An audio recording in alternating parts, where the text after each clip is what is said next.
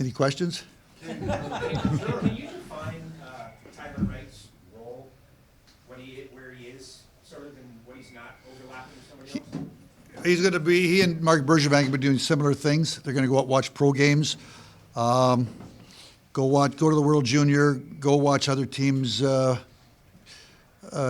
players, go to the American League. As we push towards the trade deadline, they'll go places where I want them to go, if we're talking teams on trades.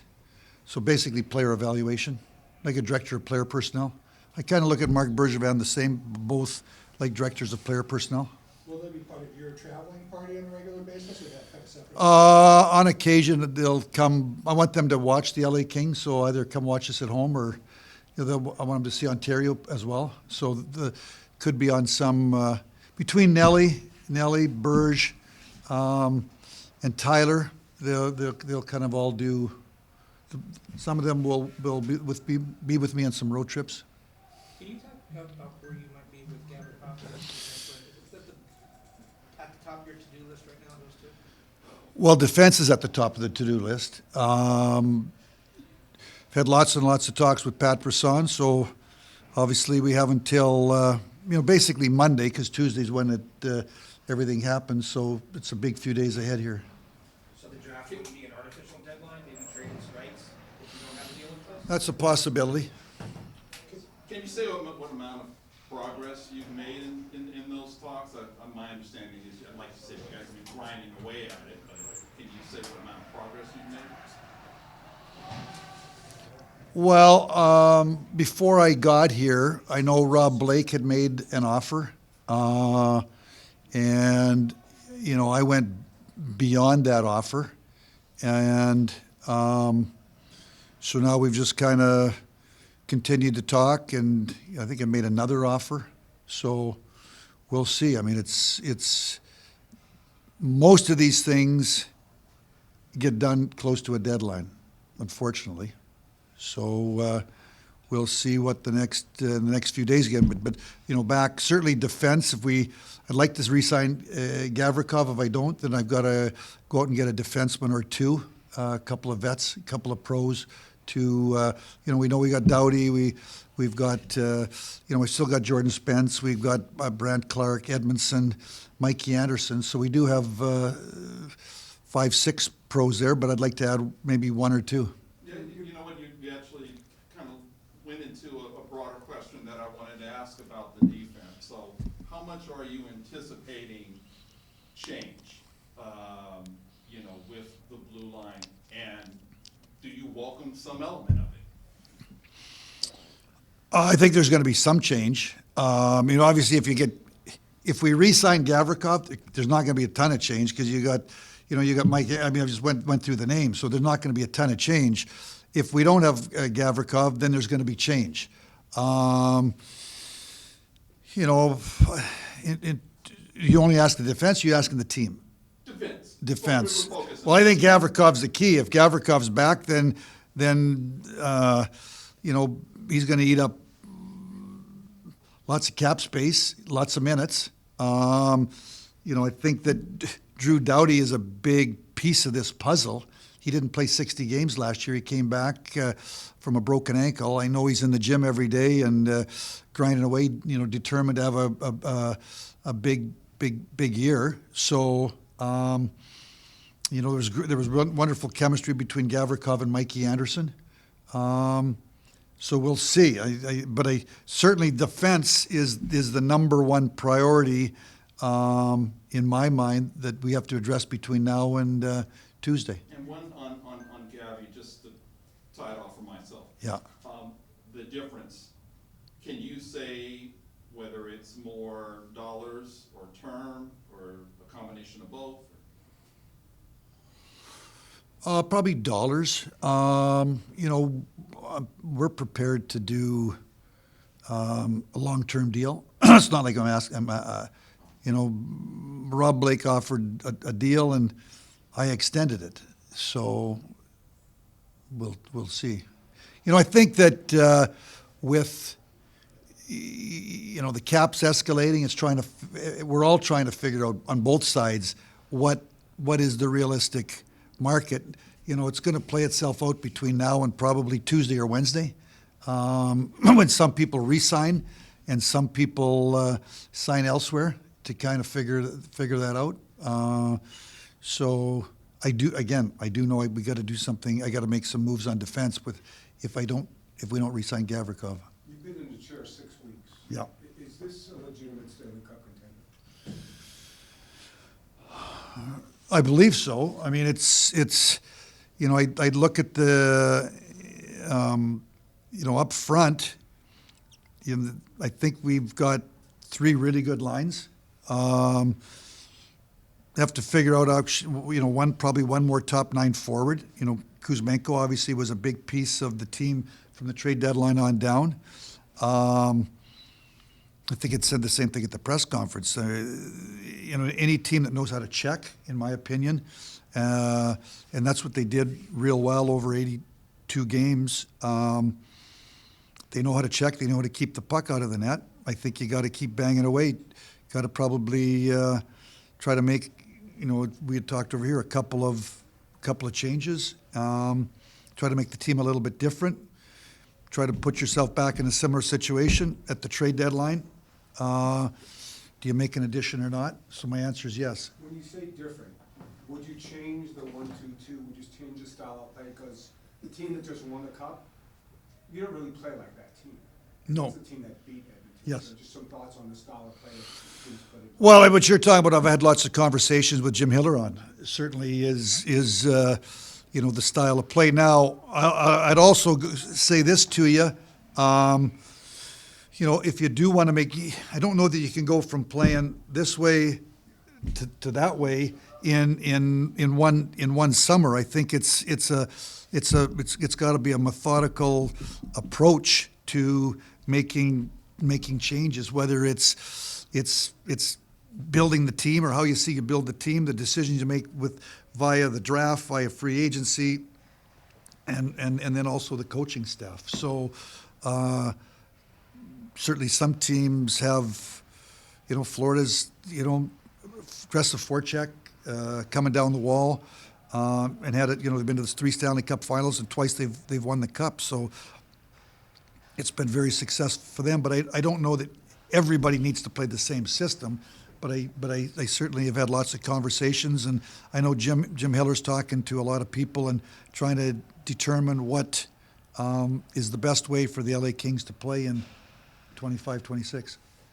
As far as the draft, are you going in maybe with a defined strategy as far as staying pat, moving down, moving out, or with this kind of robust market, you have to kind of be open to all different types of opportunities? Yeah, you've heard the old best player available. Mark Yanetti's been here a long time. They've done a great job. I was working for the NHL last year, so I wasn't out watching many juniors. I'm aware of the players and watch video, and I've sat in the amateur meetings, so I know, the names that they're talking about in our picking area. So I've got to really rely on Mark and his staff heading into Friday. How do you philosophically look at the draft, though? And I ask that because some leagues have really, gotten away from the draft. It's not important to them. Baseball, for example. NFL still uses it. NBA. Do you look at the draft picks as assets that you can trade, or is this something you want to go get young players to build? What's your philosophy on the draft? Well, my philosophy is that some of the players that you draft have to be on your team eventually. Number one is cost control. You can control their costs. And in some cases, maybe they jump from an entry level and they make a lot of money. That's a good thing. It's not a bad thing. It means that they've developed into through their entry level system, they've developed into a key piece on your team, either up front. But if you look at my history, I don't know if there's many guys that traded many more first-round picks than me. So, I traded 2 firsts for Matthias Ekholm. I traded some firsts in Detroit. We've drafted in the first round. So I think that you have to determine. You got to kind of see where your team is at, and at the appropriate time, you might believe it's time to use that first-round pick to trade at the trade deadline.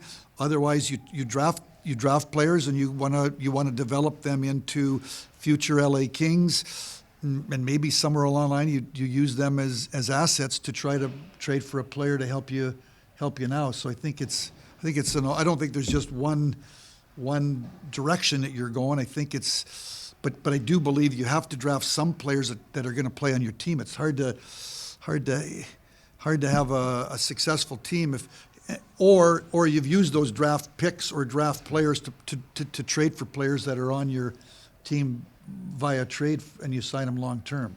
Because this team does look pretty solid right now. Yeah. I mean, the roster you have right now, if you started to play tomorrow, Yeah. it's a pretty good roster.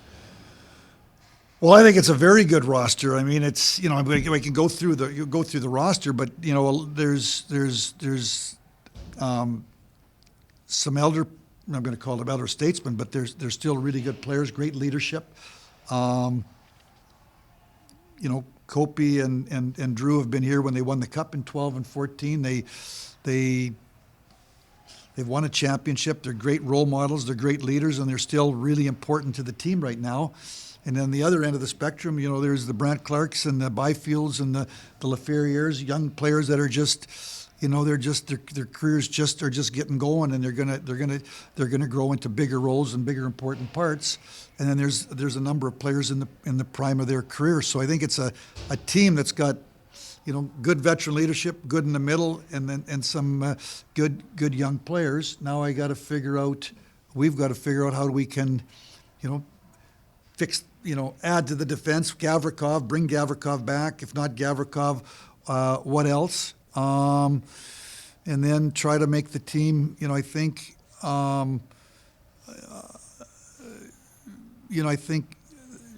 looking at the fourth line, you know, I thought in the playoffs that maybe the fourth line didn't play as much, and I don't know if that was because, you know, I mean, I talk to the coach. I got to try to figure out a fourth line that maybe the coach wants to put out there a little bit more than what he did. You know, you need depth. It's not just the 13 or 14 forwards on the team. You need some players at the American League level that are going to come up when you have injuries during the year to kind of plug a hole for 6, 8, 10 games, because it's hard to go all year and not have any injuries. So you need good depth on and off the roster. Got to make a decision on a backup goalie, whether it's Rittich or we go out to the open market. So I've had a number of conversations with David's agent, and also kind of working with sat in that room upstairs there now for a week from morning till night with our staff, going over, working the phones, talking to general managers about what trade options may be out there. And I've been at it a long time. Some of them become fruition. Some just kind of they go away. But you got to be on the phone to try to eventually find something that might work for both teams. So as we come towards the draft this weekend, I would anticipate around the league there's going to be lots of trades. Are the LA Kings going to be part of it? Possibly not. But I do know we've got $20 million of cap space. We got some holes, and we got to make some decisions. So Ken, when you've had a chance to spend time with Mark Yannetti recently and that staff, including at the combine, what have you learned about that group? Who's Barkey? Yannetti. Oh, Mark Yannetti. I think you said Barkey. Sorry, yeah. What have you learned about that group and sort of the way that they operate and that sort of stuff? Very detailed. I think, you know, they've been together for a while, so they've got real good chemistry. That's kind of, you know, when I was in Detroit for all those years, you know, we had lots of the same people, you know, Jim Nill, Joe McDonnell, Mark Leach, Håkan Anderson, and they had a real good chemistry. I think Mark's team has a real good chemistry. They've been together. They're very detailed. They do a lot of background information. They've sat now the last week with the analytics department, so they're having the analytics people, you know, in conjunction with what the scouts' eyes are telling them and the scouts' reports, what the analytics numbers are saying. So very thorough. I was very impressed when I sat in those 4 days at the amateur meetings in late May, just watching how thorough, and I know that they had done a whole lot of work and Zoom calls and communication before they got to that point in time. So great chemistry, been at it a long time, very experienced. And, you know, like, if you're in the business long enough, the amateurs, you know, you're going to have some decisions that don't work out, but to me, that's a good thing. That's not a bad thing. Why it's a good thing? Because I think as you go forward, those experiences kind of help you be more successful down the road. So very experienced, very thorough, very passionate, very detailed, great chemistry, and work very, very closely with the analytics department. You mentioned Alex the Farrier earlier. He's an RFA, so less pressing, but any kind of communication or progress you do? We have had communication. I would say, you know, there's a number of players that are kind of in similar experience, and you know, trying to find a fair deal on a short-term deal that we both sides I think are fair. We're going to find a solution. I can't tell you exactly when, but he wants to be here. He likes it here.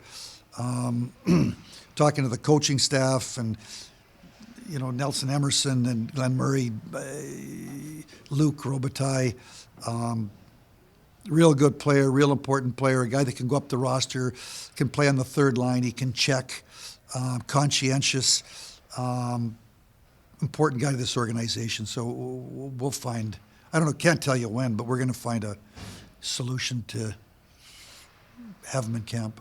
You mentioned Ontario a moment ago. There's no coach there at the moment. Draft coming up, dev camp next week. Any movement there? We were kind of zeroed in on somebody, and not sure if it's going to work out or not. So talking to Rich Seeley and Glenn Murray and Nelson Emerson, we understand we got to get somebody in place here in the next, as quickly as possible. You mentioned wanting to add a pro or two on defense. It sounds like even if Gavrikov resigns, you'd like to add someone. Is this for depth purpose or reconfiguration? So what element would you like to add to your D4? Well, I call them pros, but, you know, players that have been around the league that are, now those are the only ones you're going to get, really. I mean, the young ones are already owned. So, you know, just somebody, a pro, knows how to defend, knows how to, you know, make a pass, knows how to defend, can love those defensemen that can play both positions, left or right, are extra valuable. Which Gavi does. He can play left or right. That makes him extra important. So just trying to get, you know, I thought in the playoffs, you know, we went over the minutes. We went over the 6 playoff games this year. Just the other day, you know, in minutes played, and there was a real, you know, the top 4 logged a lot of minutes, and then the other 2 didn't log quite as many minutes I think for a variety of reasons. But I do think Brant Clark's on, you know, he would be one of the guys that didn't play, you know, he's a young defenseman in a big playoff series, but certainly he's a big part of the team. We have, you know, I think his role is going to grow. So, you know, maybe just one more guy that give us a little bit of depth. On that topic, Brant Clark? Jordan Spence. Jordan Spence. There's been some rumblings of him maybe being a trade candidate. Is there anything to this? Jordan wants to play. I think, you know, Jordan's a right shot defenseman. Brant Clark plays right. Drew Doughty plays right. I know. I've talked to his agent multiple times. He'd love to be here, but he wants to play. He'd like to be in the lineup every night. And if you know, he's 24 years old, and if he's not in the lineup every night, I think he'd like to be somewhere where he could be in the lineup every night. So that's part of what we have to decide between now and Tuesday. Has he asked for a trade? No, but he wants to be in the lineup every night. You know, so I think depends on what we see him as his role, will determine the way he's thinking. He'd like to be here. And then again, I work in the phones. Do I, he wants to be in the lineup every night. He's 24 years old. He played, I think, almost 80 games last year. He played 17 minutes a night. He had a real good year. He doesn't want to go backwards in his career. He doesn't want to become a seventh defenseman.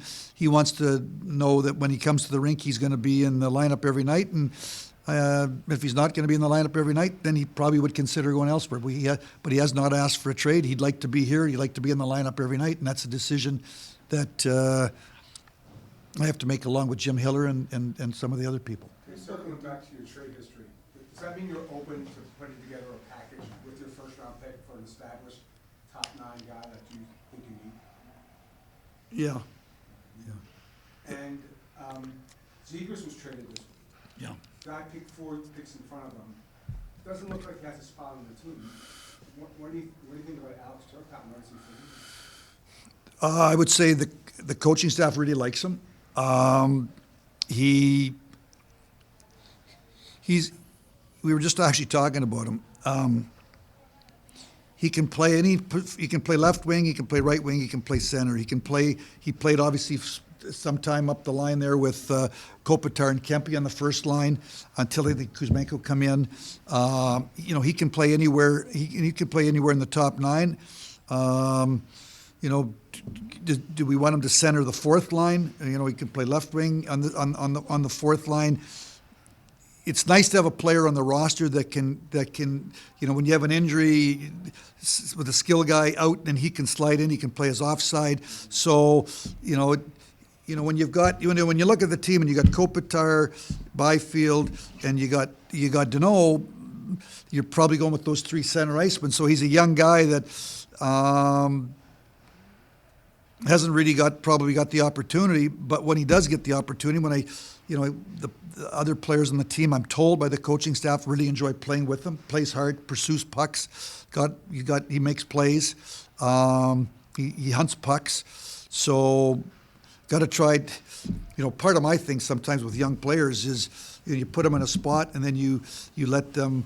Whether it's a young defenseman, put him in the spot, put a vet with them, and try to grow them. It's the same thing with a forward. Put them in a spot and let them grow. But I think the most important thing is they're in the lineup every night and they've got a role and they can kind of grow on it. But so we like him. I can't tell you exactly where he fits because he's moved around, and then you've got Fiala and you got Fogues, and on the other side you got Kempe and Laferriere. So that's the bad news. The good news is that's why it's a good hockey team. With the focus on defense, as you Yes. said earlier, does that end up meaning that Kuzmenko probably is a little further down your to-do list and could be a prime candidate to leave? No, I think we have a lot of cap space, but it doesn't take much and it's gone. So 3-4 players, and with what you hear out there, we like Kuzmenko. The coaches like Kuzmenko. Kuzmenko likes it here. He likes his role. He likes that he came here, and in the first 7 games he didn't get a point, and the coach continued to play him, and then he got it going. So anytime you're a player, the guy standing behind the bench has a big factor on where your career's going and your role and your happiness. And Kuzi liked it here because he had a relationship with the coach. He was on the power play. Found good chemistry with Kopitar and Kempe. I'm talking to him. Talked 2, 3, 4 times this week with his agent, so we'll see. I'd like to keep him, but again, it's all it's cap related. We got to figure out how we want to spend our money, and they have to figure out how much money they can get. So building on your comment that the money can go quickly, does that mean that you're not interested then in perhaps going after a player that might cost 12, 13 million or more? No, I never said that. I don't think. You talked about the money that's coming in with the UCBA. Yeah. Is Is it a case almost of everybody being afraid to be the one that sets the market, why everything's being held up with what you're gonna pay, what the players expect out of this, and kind of how that's all gonna work? I think what happens this time of the year right now is teams are talking to their own players, okay, and I've got lots of trade talk, and then as you start to get to this weekend, you hear rumors, rumblings. You guys will be talking. Oh, it looks like player X is leaving his team and he's heading to the marketplace. So the first go round is your own team, and that dance is going on in all 32 cities with their own unrestricted free agents and trying to figure out, they got RFAs and negotiating with RFAs. And again, I'm talking to general managers. I got a pretty good idea what's going on out there. So I don't think it's like nobody wants to be in first. I think it's just the negotiations that are going on internally, and ultimately it'll lead to other decisions or trades this weekend, one of the two. Coming back to Kuzmenko, can you tell us a little bit about the nature of your talks with him and Craig? Has it been like a formal offer, or is it more? What's a formal offer? Oh, formal offer.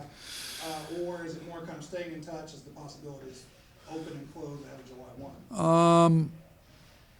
We're talking a little bit about term, not a shorter term. I'd like shorter term. I think they'd like shorter term. He's hoping to, wherever he might be, use the next opportunity to really establish himself once again, like he had a great year in Vancouver and then kind of come off the rails a little bit and found a home here in LA. And so I think all agents and all players and all managers understand the importance of you got to find the right situation, and he's found the right situation. So we're kind of working at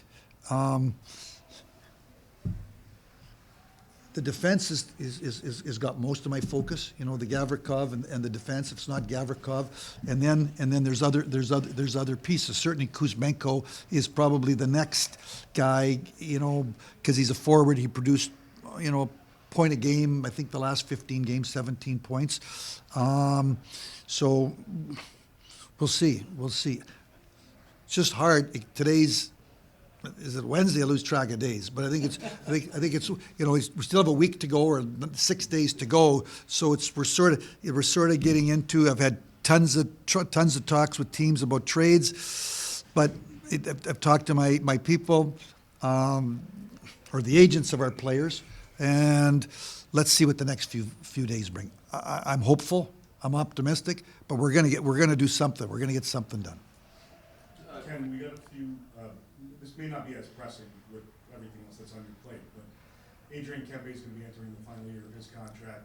Have any discussions started with respect to an extension, or is there a plan in place to get to that? I met with J.P. Barry, I think in Buffalo at the Combine, and we just told him I want to sign him to an extension, and we're going to probably get to it sometime in early July.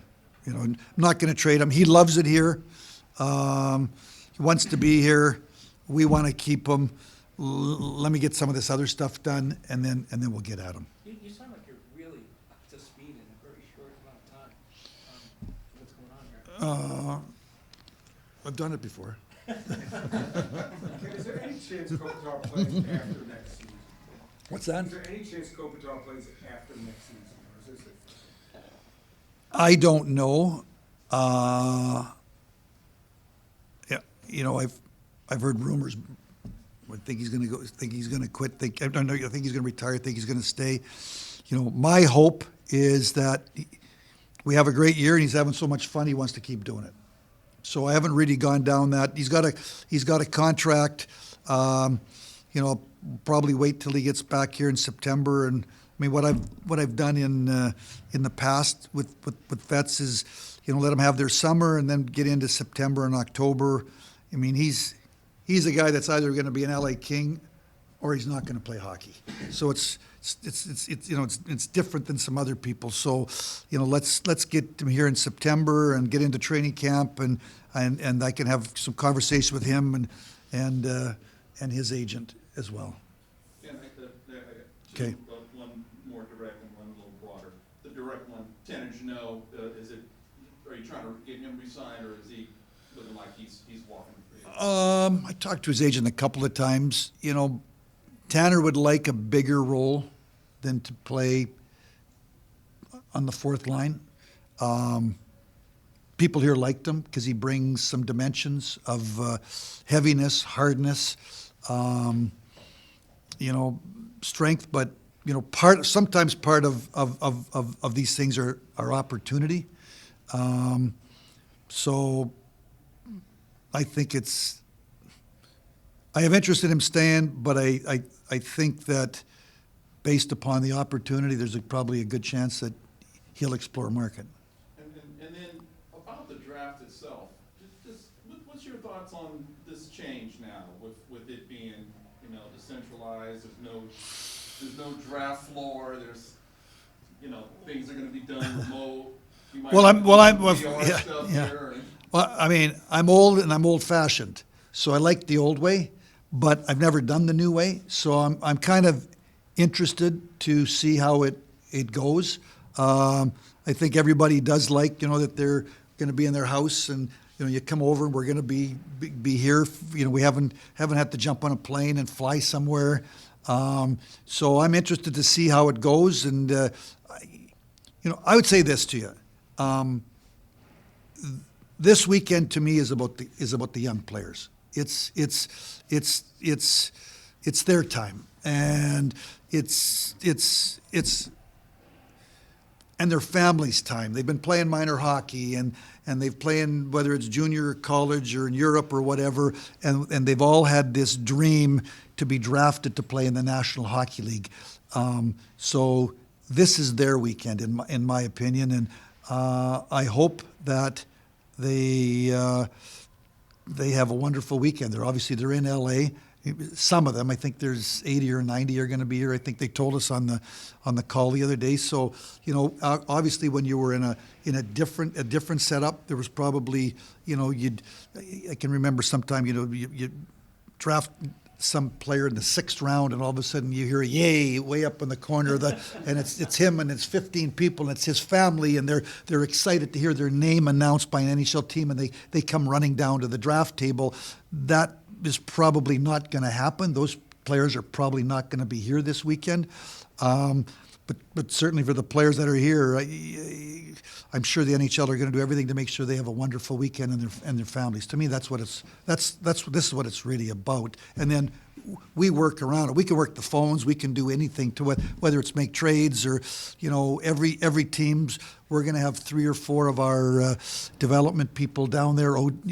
Sean O'Donnell and Glenn Murray and Jarrett Stoll are going to be down at the rink. So when the player's drafted, he's going to be met by some LA King people. And I think probably all 32 teams are going to have somebody down there. So as long as the kids and the families like it, I think it's great. And I guess there's going to be some sort of virtual reality element. So Yeah. I don't know, how are you on with your VR skills? You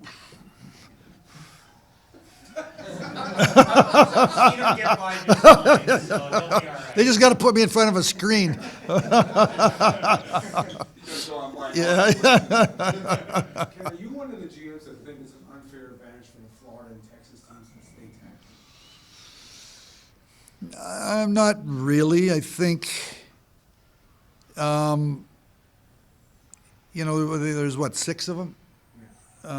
There's 32 teams, so there's 26 teams that are, give or take here and there, 2%, 3%, I don't know.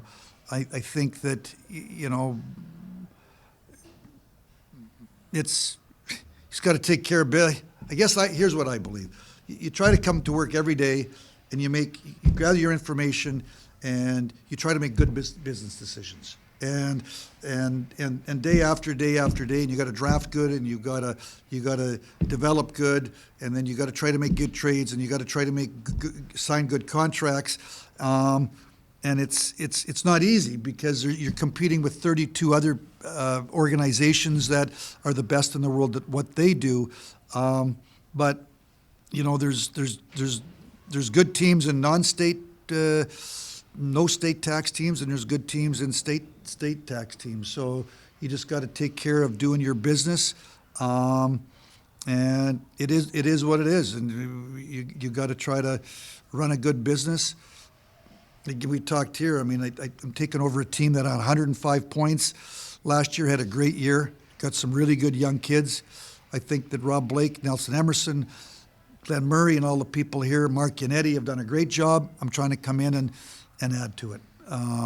So if there is a little bit of an advantage, I really don't think it's a big deal. Okay, of all those names that you just mentioned, is there anybody over the last 6 weeks that you've really formed a strong relationship with that maybe you've been able to lean into in some of your private? Well, it would be Glenn Murray and Nelson Emerson because I've been with, and Jake Goldberg. You know, Luke I knew, but those are three people that I didn't know Jake, but you know I knew Nelson and Glenn to say hello. But you know, we're in the office every day, and there's my office, and there's Nelson's office, and Glenn Murray's, and there's Jake. So I'm talking to them every day. And now, I mean, I've been in a room with them for 4 or 5 days in late May for amateur meetings. Then I was with them for three days, I think, in a room in Buffalo at pro meetings. And now I got here about 10 days ago. We've been in a room together every day, you know, with a board up and analyzing our team, other teams, talking the phones. So you build relationships with people in a hurry when you're sequestered in a room from 7 in the morning to 5 at night, day after day after day after day after day. So those would be the people.